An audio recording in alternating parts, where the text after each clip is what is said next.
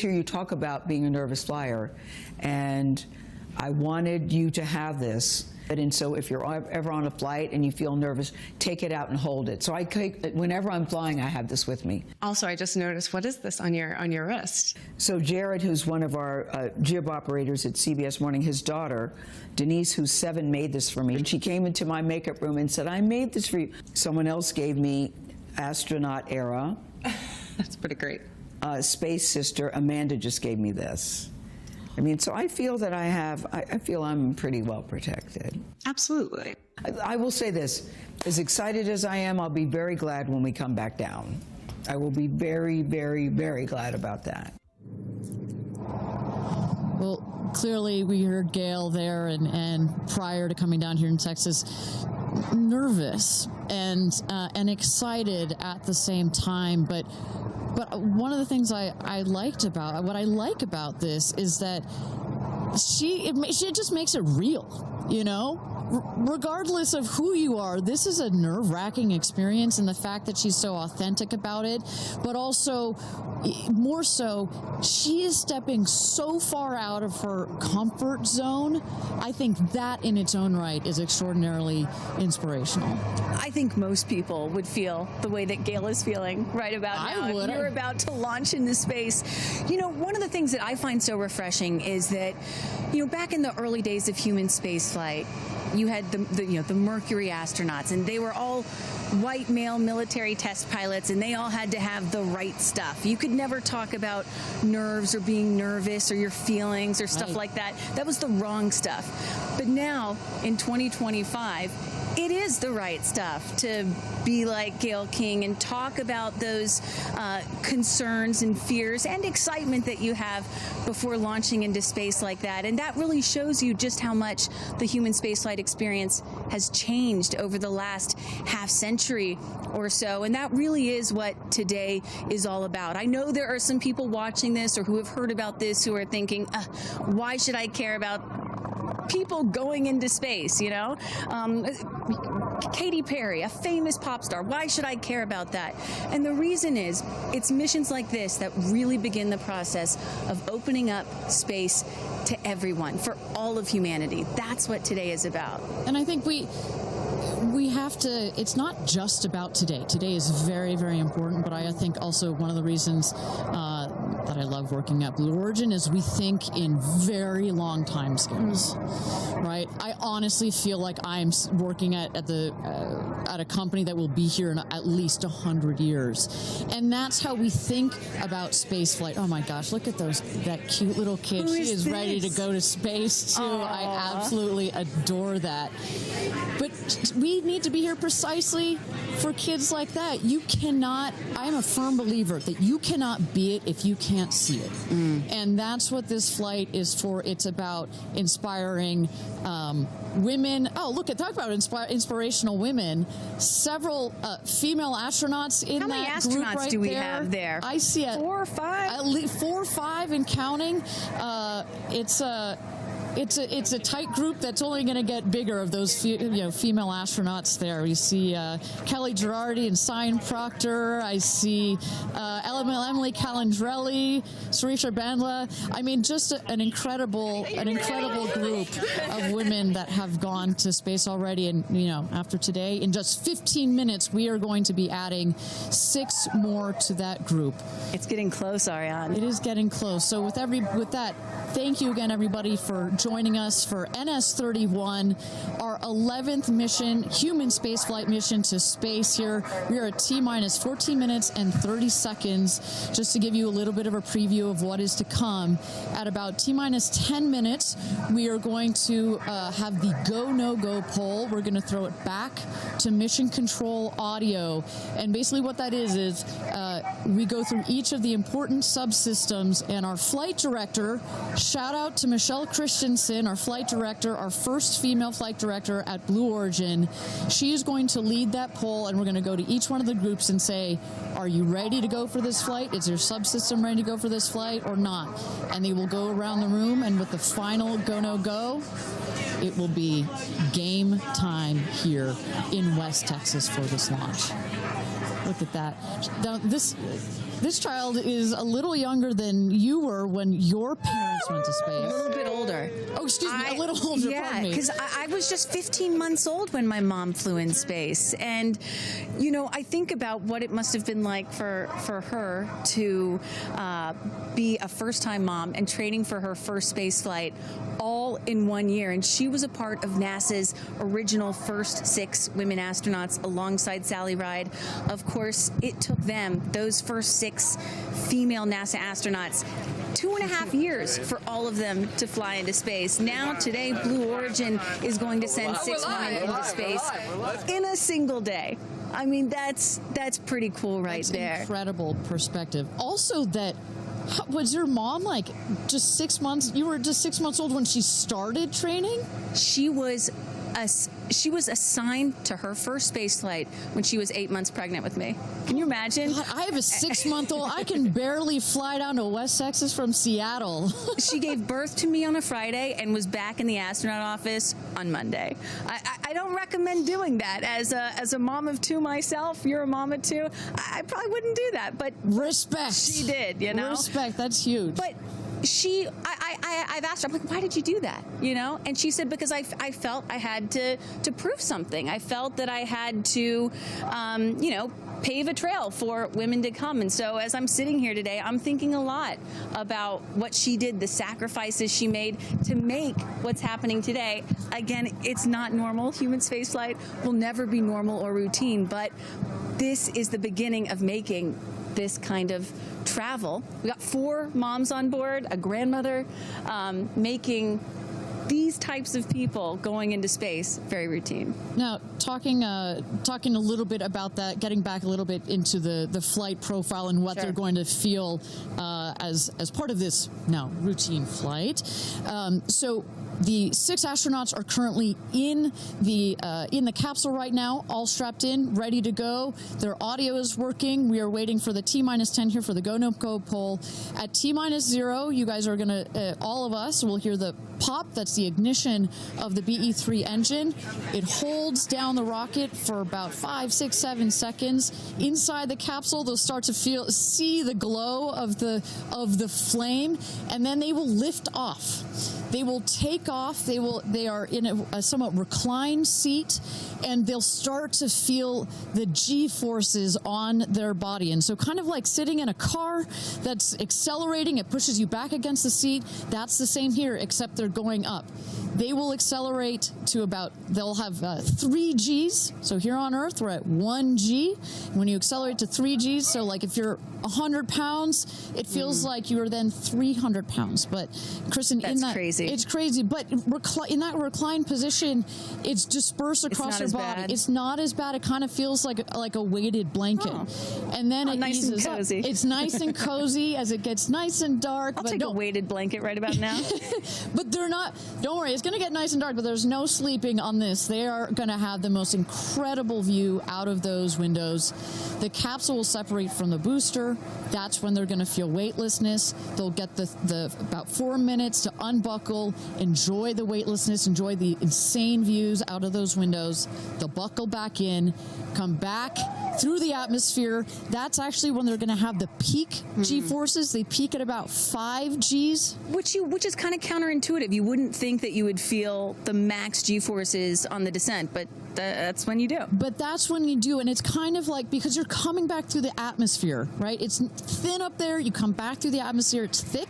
It's kind of like diving into a pool. It kind of goes boosh against you at 5 Gs, but then it eases back up, and we deploy the parachutes, and they come floating down at about 10 to 15 miles per hour for a nice soft landing here in the desert. At the last second, there's an air cushion that comes out. Go.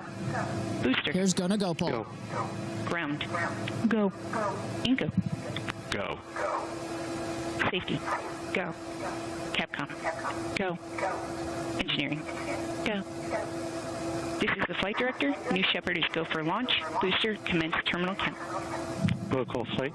Yeah, baby, go for launch. My favorite words.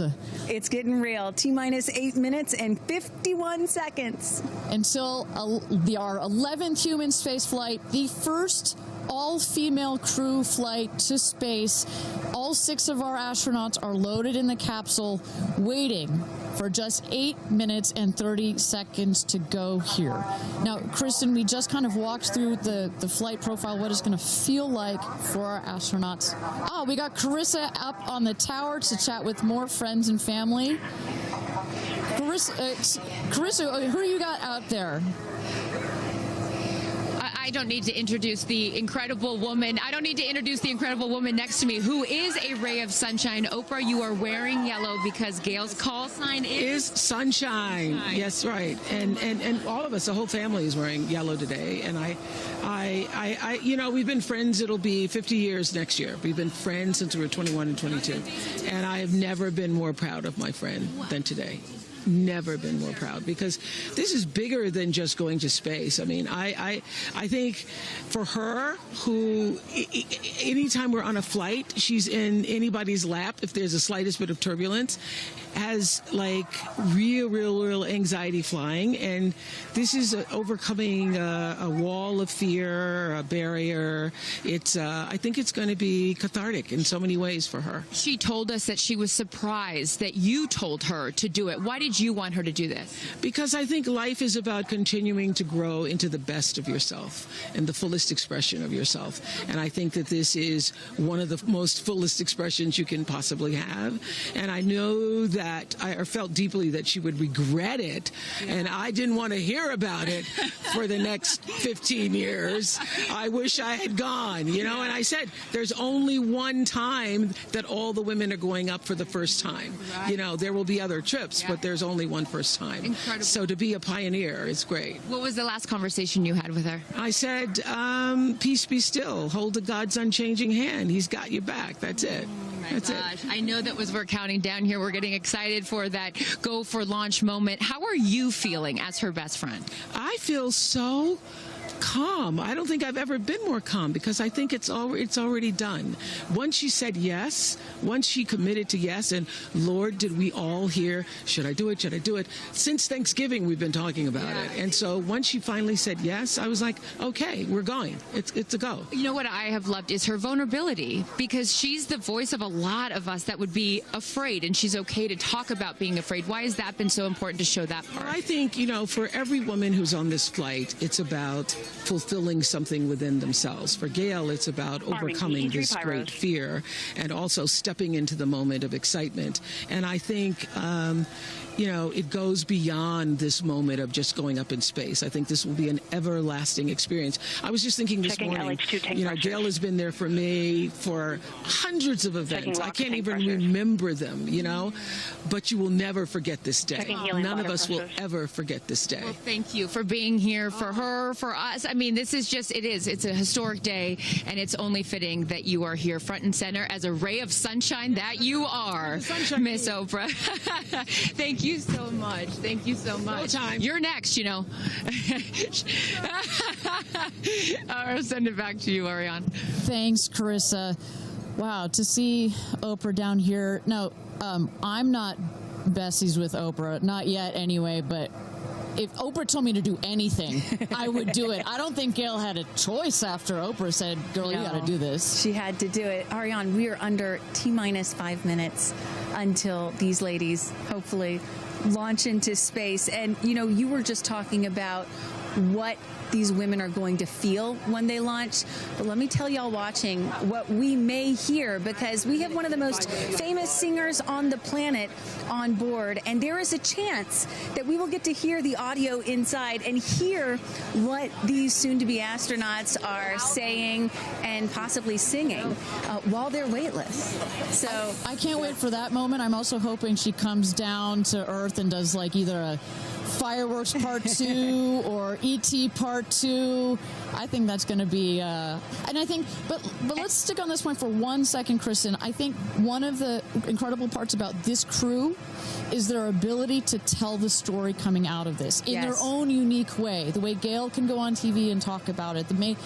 Amanda can go and continue to advocate for women more broadly about it. The way Katy can sing about it, etc. The way Carrie Ann can produce films about it. That is what is so special about this crew in particular? And that is what's so special about this new era T-minus 3 of minutes, space 45 flight. This is seconds and not counting. NASA. This is not governments. It's not the U.S., China, or Russia. This is the commercial era. These are private companies, and this is Blue Origin sending the first all-female crew into space since 1963. And this is all going to happen so fast in just a few minutes, about 10 or 11 minutes from launch to landing. And don't worry, guys, I did the math. In case you're wondering, total duration of this mission is just about 3 Katy Perry fireworks songs. So play that song 3 times. That's how long this mission's going to be. Fantastic. Well, so at T-minus 3 minutes to go until our 31st launch of New Shepard, our 11th human space flight. Just to tell you what's coming up here. At T-minus 2 minutes, we send the show over to the vehicle. It goes into autonomous mode. Command engine controller ready to start. We have our team, of course, in mission control that have Auto their eyes sequence start. glued to the screen there. There you goes, mission control, quiet and intense. There's one of our crew member 7's capsule communicator, Laura Stiles. She is communicating in the ear of our capsule, in the ears of our astronauts. But what we're going to see in the last 2 minutes, you'll see the fins at the base of the rocket gimbal or just move back and forth. We want to make sure they've got free range. At the base there, you see the nozzle, the engine peeking out. The engine as well is going to gimbal, going to move. Both in conjunction together, those two Pressing propellant systems. tanks to flight pressures. Those two systems guide the rocket. And when you are out there at this moment, this rocket feels like it is alive. It feels like it is a living, Retracting sunshade breathing, and capsule access hissing bridge. thing, right? And there's the gantry pulling back from the T-minus 2 rocket. minutes and counting. Transition to onboard hydraulic pumps. And this right here is the moment that they've been training for. 2 days, becoming a crew, becoming a team. After you go through an experience like this, it's more than a team. It's almost like a family. You are so tight to go through something as intense Executing as this. aft fin built-in test. And everything looking really good, Ariane. So far from mission control, everything is clean and green for this launch. T-minus 1 minute to go here.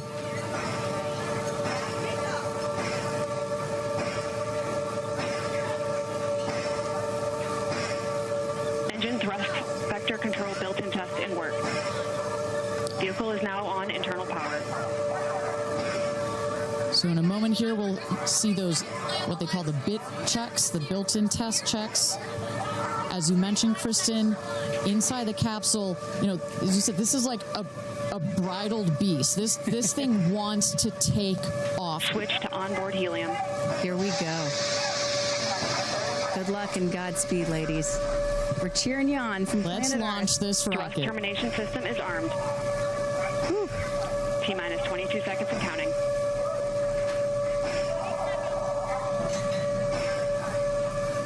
Guidance internal. T-minus 10, 9, 8, 7, 6, 5, 4, command engine start, 2, 1, ignition.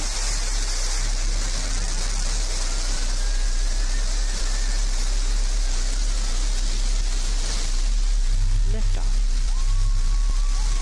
New Shepard has cleared the tower.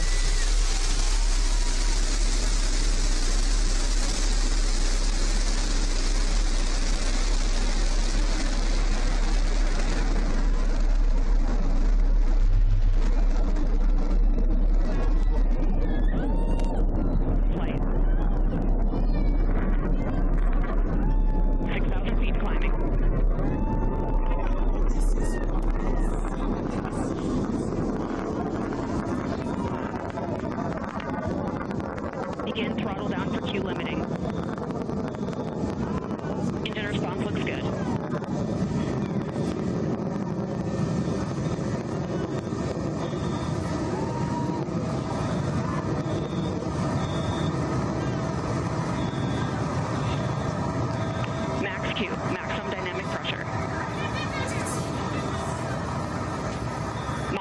Vehicle is supersonic. Engine back up to full throttle. Supersonic. We have passed through max Q, maximum dynamic pressure. That's when the vehicle, the stresses between the atmosphere and the speed are at their maximum. So to punch through that is so important. You see the BE3 engines is firing beautifully. You see the stream of steam behind it. Those ladies right now are having an incredible view on their way to space. Passing through 80,000 feet, 1,300 miles per hour. They're going to peak at about 2,300 miles an hour over Mach 3, 3 times the speed of sound. Shortly coming up, we'll have MECO, main engine cutoff. We will turn off the engine, but the two craft, the capsule and the booster, will continue their ascent to space. Stand by, MECO.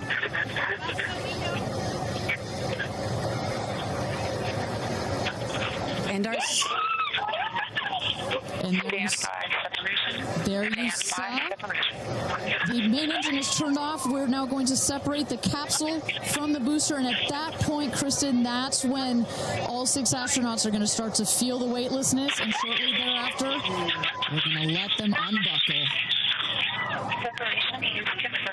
And that right there is the most critical milestone of this whole ascent. Oprah watching her best friend go to space.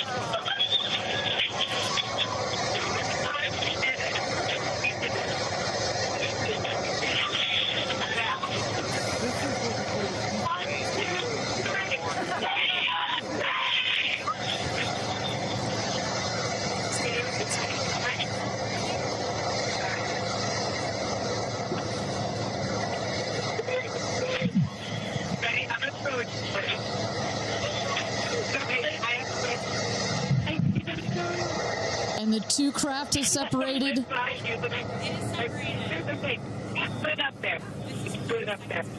328,000 feet, 100 kilometers. Welcome to space, ladies, or shall I say, astronauts. Oh, the moon! You guys, I will have to tell you, look at the moon. Look. Oh, my God. Oh, my God. Oh, my goddess. That's our pink moon. I love you, Shepard. You're in space. And just in case it wasn't clear, those are the astronauts. Those are their voices that you're hearing. And there, they have hit apogee, the highest point in flight, well over 345,000 feet, well over the Kármán line. Wow.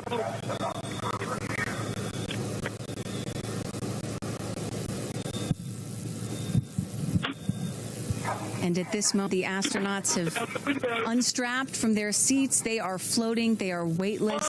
They are experiencing zero-G for the very first time in their lives. And Katy Perry did say that she was going to sing in space. I'm waiting for it. Waiting for it. 1 minute warning. 1 minute warning. So that is Capcom indicating a 1 minute warning for our astronauts to take in those last views before they get buckled back into their seats.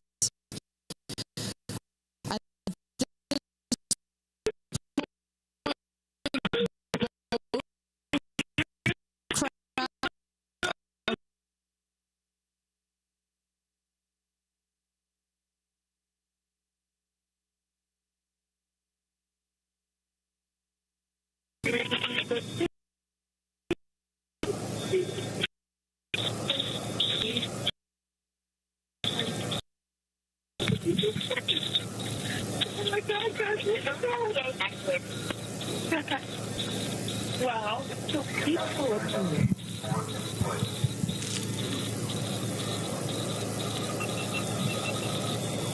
And you hear Dragon. Report status. Copy.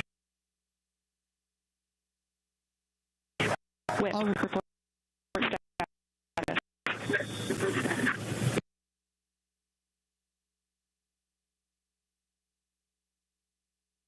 And a great, all astronauts are back. That is the rocket that is screaming back down to the capsule to its landing spot just 2 miles north of where it's taken off from. At the top of the rocket, you see a couple of fins that have popped out. Those are to stabilize the rocket as it comes into land. Shortly thereafter, you will see the drag brakes that deploy that will cut the speed of the rocket in half. And then in the last moments, and there it is. We can see it from the stage. There comes the rocket down. It's going to relight its engine. We're going to also see a sonic boom. We're going to hear that shortly here. And remember, this is something that had never been done before until just a few years ago. Truly the stuff of science fiction that you're about to watch in just seconds. Drag brakes. Sonic boom. Engine relight.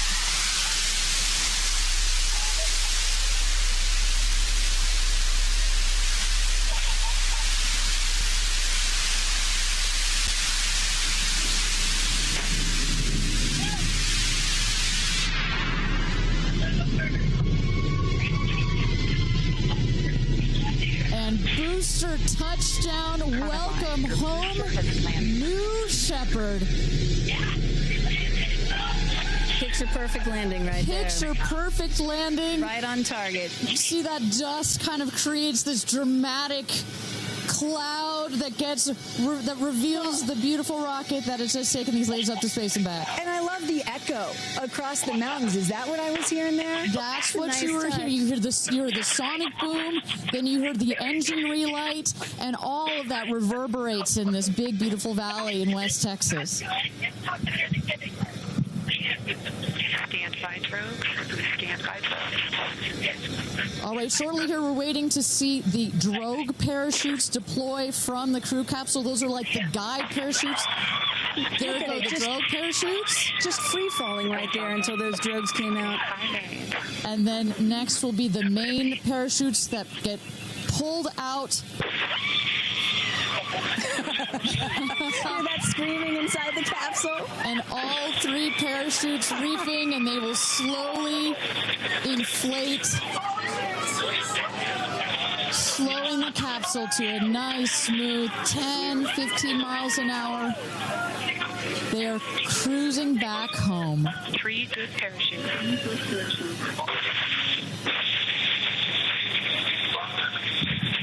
And I tell you, Kristen, from having gone through all of the simulations, I have gone through all of the training. They put you in the capsule that simulates all of this, including the sounds, and when you hear the motors of the parachutes pop out, that is the best moment in flight. Because I know Blue Origin does everything they can to make this as safe as possible, and y'all have an impeccable safety record, but it still has to feel really good when you know that you're coming back to Earth with those parachutes fully deployed.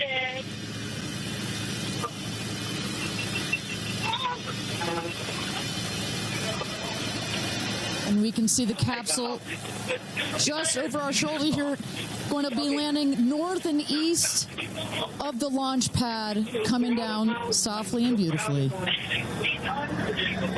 500 feet.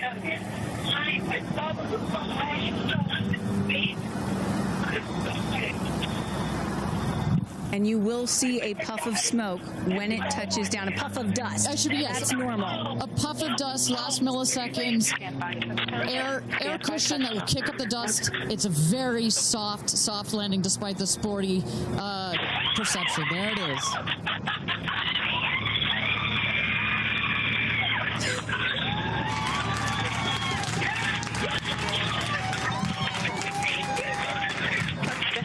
Congratulations, and welcome back to Earth. Speed status check. Double shot. Kristen, just some incredible images there. The capsule. Copy. Welcome back. Heather. Nice. Let's wait for just a moment here. Make sure they're doing health checks in. Beautiful.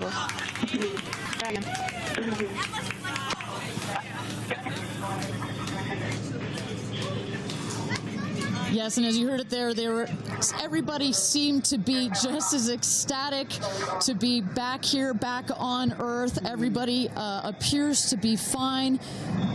Beautiful shot there of the capsule down in the desert. As we were just saying, it looks like a tough landing, but it is an air cushion in the last milliseconds that just makes it even softer.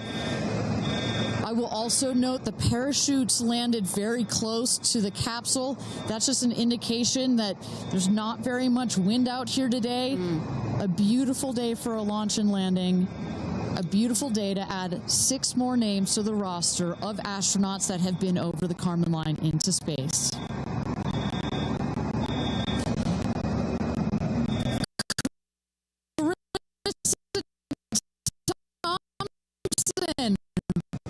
What's the view from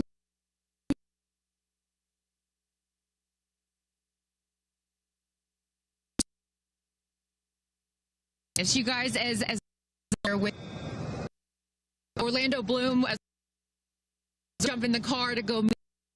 Pretty, and only imagine how these astronauts, now that we can officially deem them astronauts, are going to feel. I can't wait to get their reaction. We are headed out there now. I will check back in with you as soon as I have them. Sounds good, Carissa. And as everybody can see, she is. Those recovery crews are screaming out there. So we actually send them out as soon as we spot the capsule. And there's little Rose, Katie's daughter, who is just Daisy, excuse me, who has just seen her mother go to space and come back. I'm sure she cannot wait to say hello. So, but as I was mentioning, the recovery crew is heading out there. We send them out as soon as we can see the crew capsule and spot the crew capsule descending. There will be at least 2 trucks that go out there. What you'll see is they will come around the capsule. We also have crew member 7 who's in there. She will run out, go around to each window, make sure that each astronaut is fine, and the recovery crews will safe the capsule before we exit the astronauts. You know, it's hard to pick a favorite moment, right? Launch, landing, it's all good. But the moment coming up might be my absolute favorite, right?